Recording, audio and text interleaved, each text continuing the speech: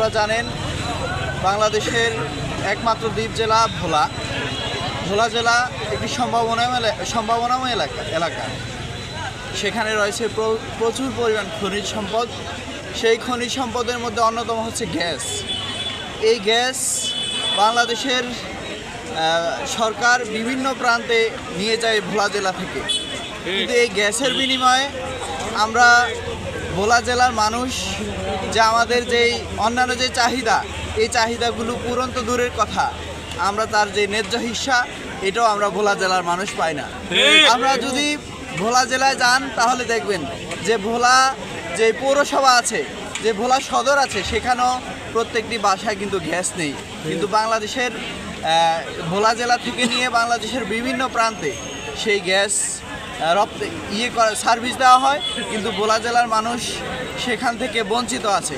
এবং আপনারা জানেন যে ভোলা একটি সম্ভাবনাময় শিল্পাঞ্চল। এই অঞ্চলকে যদি শিল্পে রূপান্তর করা যায় তাহলে বাংলাদেশের অর্থনীতির যে জিডিপি এটা আর অনেক বৃদ্ধি পাবে। সেখান থেকে আমরা এতটুকু বলতে চাই যে আমাদের শিল্পাঞ্চলকে যদি বাস্তবায়িত করতে হয় তার একমাত্র মাধ্যম হচ্ছে ভোলা বরিশাল সেতু। এই ভোলা বরিশাল সেতু যদি বাস্তবায়ন করা যায় তাহলে এখান থেকে যে ভোলার সাথে যেই রাজধানীর যে যাতায়াত সেটা বৃদ্ধি পাবে এবং হচ্ছে অন্যান্য জেলাগুলোর যে সংযোগ, সেই সংযোগগুলো সচ্ছল হবে।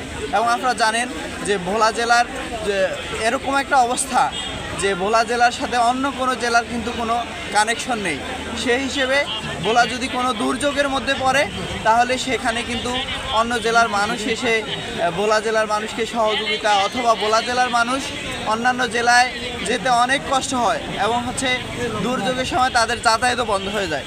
সেজন্য আমি আজকের এই মানববন্ধন থেকে এই দাবি জানাচ্ছি যাতে করে অতি দ্রুত ভোলা বরিশাল সেতুর যেই ভোলা জেলার মানুষের প্রাণের দাবি, সেই দাবি বাস্তবায়িত হোক।